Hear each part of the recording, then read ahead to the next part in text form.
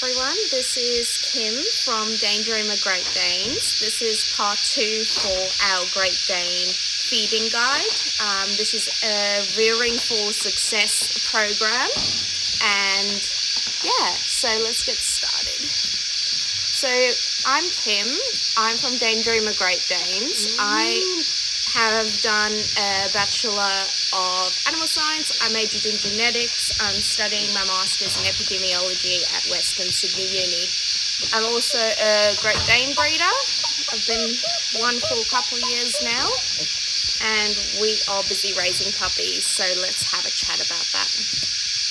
So as I covered in part 1, the Great Dane growth process is kind of stable for the 6 months, and then it starts going into the Velociraptor stage where they start becoming really knuckly and jointy, and that's where a lot of things can go wrong. So that's when the growth plates are still open. At 24 months, the growth plates close. So why is this so important? Here are some photos of how bad it can get if you have the wrong diet for your Great Dane. Now these things may be subtle, but they can also be extreme, and it can happen quite quickly.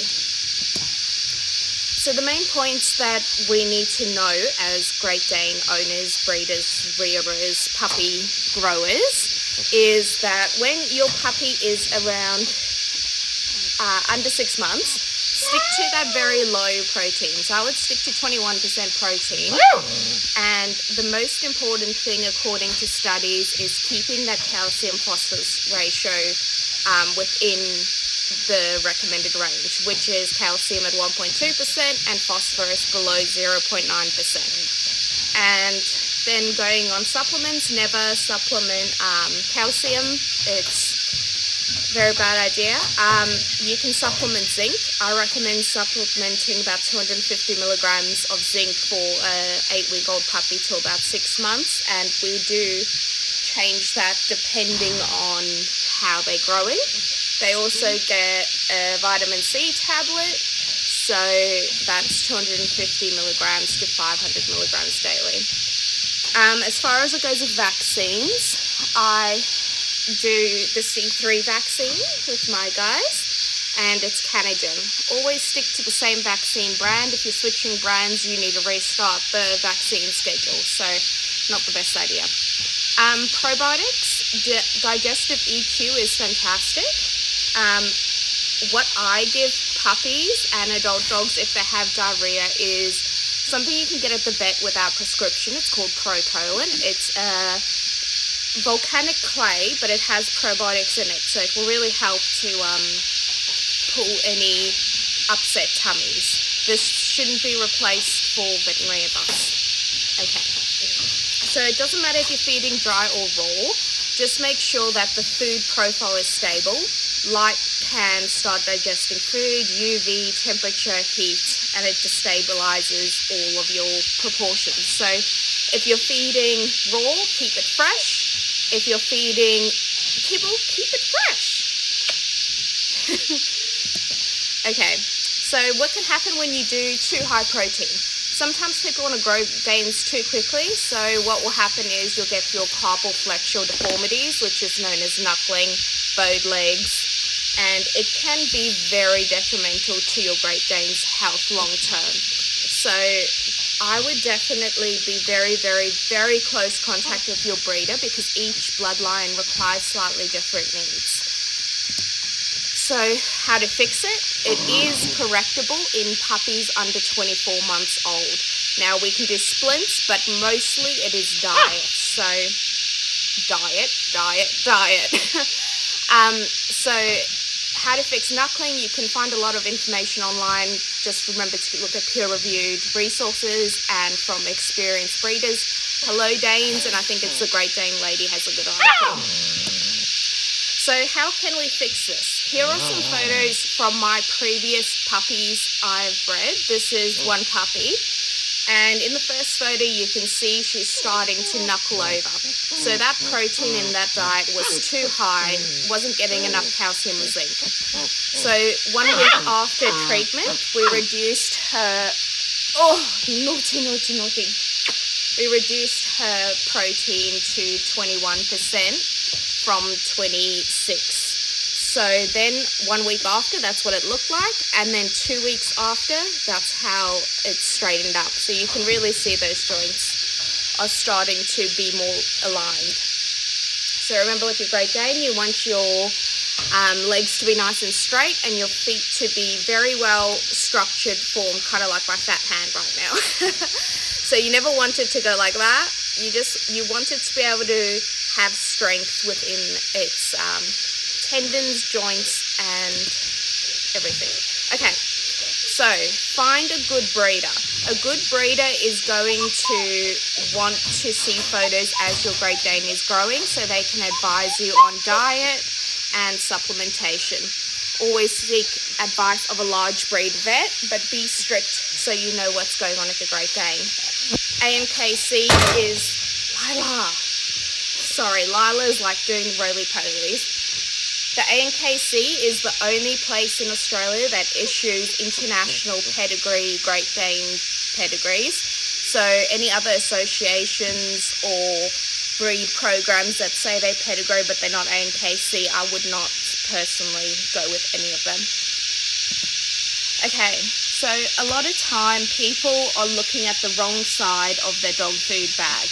You don't want to look at the front of your dog food bag, you need to look at the back.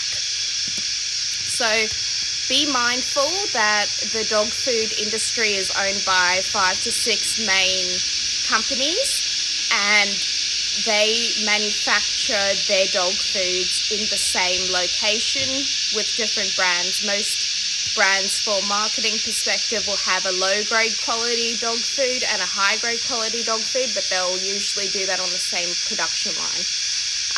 Best advice is sometimes it's not amazing to import food internationally if that means that dog food bag has to sit in the sun as it's getting to you. The air, like it might get pricked and air might get into the bag. So sometimes you need to look at what is local to you and where your dog food is manufactured. So I'm very, very big on epigenetics. So epigenetics is the study of like comparative physiology on history of how life started. So we need to look at Great Dane genetics. Great Danes were bred as a hunting dog. They were bred to move, to cover a lot of ground, to be extremely fast, very similar to the greyhounds. So the Great Dane needs to be fit. It needs to be able to move. So a fat Great Dane is not going to last long from where they come from. I know, Lila. You're not a fat Dane. Okay. So in World War I and II, there was a change in Great Dane's historic diet. So what happened was there was a famine with World War I and II, and there were very strict restrictions put on how much meat anyone could buy at one given time. So most of the Dane owners were people who lived on estates, like they were more of the elite class, because it cost so much to feed a Great Dane back then. When there were restrictions on Great Danes feeding, people started to add in a lot of potato to fill up the food. So potato starch is historically quite a good vegetable to add into a Great Dane's diet, but just remember it is more of a filler food rather than a nutrient main source. Oh, Lila. Okay, a little off topic, but a lovely sad story. Miss Anne Elizabeth Isham was on the Titanic with her Great Dane, and when she was boarding the evacuation boats, they refused her Great Dane entry, and they said, no, you can only come like people only. And I think a lot of Great Dane owners can relate to this, because she didn't leave her Great Dane, she actually stayed with her Great Dane instead of evacuating. And I think a lot of us would do the same, because they are part of our family and we love them very much. So always remember who you are, kind of thing. So remember, these are not humans, they are dogs. They have different anatomy, different needs. They have completely different enzymes in their stomach. They break down food completely differently to us. and also the length of their gut is much shorter than ours. So yes, the past can hurt, but we can either learn from it or run from it. So let's learn from it. So what do I feed? 0 to 6 months, up to 22% protein. 6 to 24 months, up to 24% protein. And then I would stick to that up to 24 protein all the way to 24 months. Some cases you can go more. It's just speak to your breeder and send them photos. Remember, the calcium to phosphorus ratio is more important than the protein, but it is essential to have a lower protein profile. So what food do I use? I like to use my local food, which I have seen the factory of. I've seen the meat they produce. I know the people. So this is Enduro. So it's 21% protein, 10% fat. Each bag's about 3,600, calories per bag. So I feed my guys this, and I top on with raw feeding. So they will get, as a puppy, 8-week-old puppy, 2 to 3 cups in the morning. Soak it with warm water, not hot water, because hot water will destabilize the profile. I'll put a golf-size amount of mince with that. Usually the size of your Great Dane skull is a good estimate of how much road meat. Dessert spoon of yogurt, or if you want, do probiotics.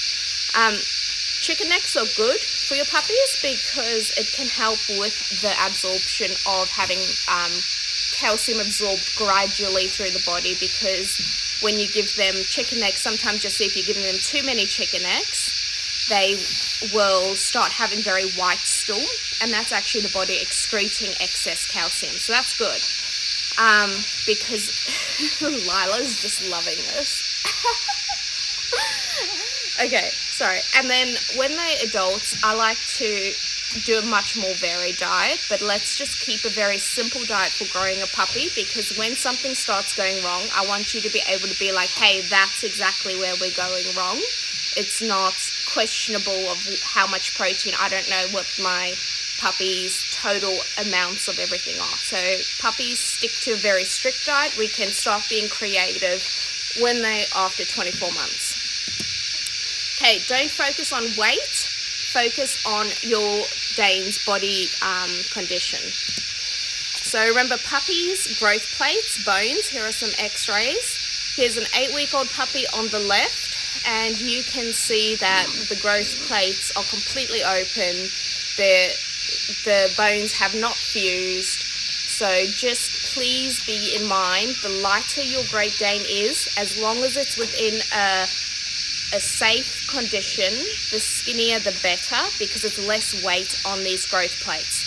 You can really bulk up your Great Dane after 24 months because the growth plates are closed, as you can see here in the adult one. But don't try bulk up a Great Dane under 24 months. You will pay for it later. You could have developmental hip dysplasia, elbow dysplasia, because of all that weight bearing on your tendons and connective tissues instead of the bone. So let's do some judging. All right, let's judge Great Dane weight. So here are some little cute photos of, to the left is Harley when she was 6 weeks old, Lila about 6 to 8 weeks old, and Bonnie about 6 weeks old in that photo. So you need to be able to feel that there's a nice layer of skin over them, but it should never wobble as they walk. It should stay quite firm. So Great Danes are hunting dogs, so they need to be able to move. You want to have them to still run around as a pup, but not much. But they need to be fit dogs. They can't be unfit. It will jeopardize their health later. So here's a photo of Angus. He's about, turning 3 years old on the left there. He is a very good weight in this photo. So you can just see the ribs under the skin. That's good. No more weight than that. Sometimes people will bulk them up for dog shows and all that, but that's only after about the 24 months that they will do that. So I would wait a little bit before getting a fat Great Dane. On the right, this is Lila when she's around 6 months old. So you can clearly see she's got some fat under that upper dermis layer of her skin. There we go. But you can still see her bones. You're supposed to. Here's a photo of Harley. Sorry, my dog's distracting me. When she was in whelp with pup. Now, she was a very good weight throughout her pregnancy and throughout whelping. So you need to still be able to see a little bit of the ribs. You need to see definition of muscle. When they're running, don't be afraid of photos like this when they are young. The skinny, ribby look. This is as skinny as I would go. Any skinnier than that and you're starting to be at risk for, if they do get sick, they can really go downhill quickly. You should never be able to see the individual spinal joints, but you should be able to see the last two ribs. So on the photo on the left is of Bonnie. Now, when Bonnie came back for rehoming, there was a life change with her owner. So obviously I take my Dane back and then I do the rehoming. But she came, and she, on the left there, is 1-year-old. Now, this is a photo of a typical 1-year-old Great Dane that is overweight. She was overweight when she came. You can see that, let me go back. You can see that there's fat buildup here in the adipose tissue. You can see there's a nice buildup of fat there, and you can really see on the neck there and on the chest, she's storing a bit too much fat, and especially on these elbows right here. On the right is Harley at the same age. So you need to be able to see the definition of muscles. Keep them lean, keep them fit. Don't over-exercise your puppy ever, but they should be able to move and run around. And they have to have some fat. So when they walk, you kind of want to see some movement like this, but when they walk, you should never see jiggling happening like when they walk. So if he's moving, I know this looks silly, but if he's moving like this, you shouldn't be able to see the fat moving like wobble, wobble, wobble, wobble. It should be quite firm, but it's still there. So you can see that there's nice fat on him still. This is a classic example of a very overweight Dane. You do not want this. They can't breathe properly. It's a lot of stress on the heart. Very, very hard to get that circulation throughout the body because fat tissues don't circulate well. So let's keep them lean, and this can cause postural problems because they're so hot.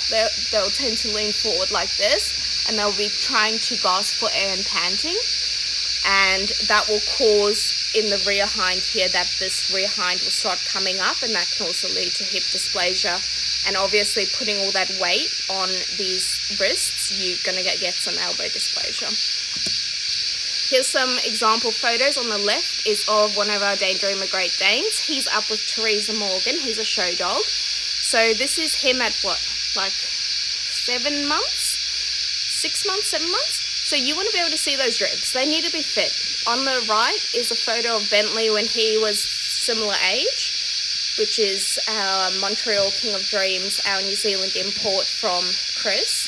Thank you, Chris. You need to be able to see that muscle. You need to be able to see the definition of the bone. It's supposed to be a strong, athletic dog. Okay.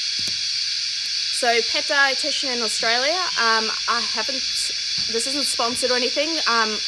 There's only one dietitian I would recommend personally, and that would be Sasha Parker from the Balanced Canine. She's raised Great Danes for many years, and she's a qualified pet nutritionist. Don't be afraid to speak to your vet and speak to your nutritionist as you go. Keep in contact with your breeder as your puppy is growing, because they will know connections of who you can contact. And remember, don't just take one person's opinion. Make sure it's a collective opinion. And speak to your vet always, but always find a large breed specialist vet. Growing small dogs and growing big dogs, completely different, and be wary of some vets are sponsored by some food companies, so they will push a specific product. So find a vet who can be very honest with you. Okay, thank you. I hope this was helpful and useful. If you have questions, please leave them in the comments or wherever this is going to be uploaded. We always are working to improve our feeding and rearing program as Great Dane breeders. And I need to say, it's not just, oh, amazing, I know everything. I don't know everything. I'm learning from the Great Dane community through the mentors I have. I have over 20 years experience of breeding, rearing Great Danes, greyhounds, all that thing. And that's Jennifer Cazalas, thank you, my mentor, who I've inherited the prefix from. And also, Shirley Ann from Dane Force Great Danes commented on the previous video saying she feeds 21% protein as well. So that's really good to see that we as a Great Dane community or collective breeders are agreeing. So just remember, we as Great Dane breeders are here as a team to help you grow your Great Danes. Please find a registered AMKC Great Dane breeder you can work with. Us as breeders are very happy to recommend each other. There's no competition. We absolutely are here for the dogs. There's just an amazing support group that you can access. So open the Brains Trust, post some stuff, be honest, don't be afraid. There's no such thing as a silly question. We will answer anything. And yes, so I'm not going to take too much more of your time. I hope you guys have a fantastic day, and I'll keep you guys updated. Bye.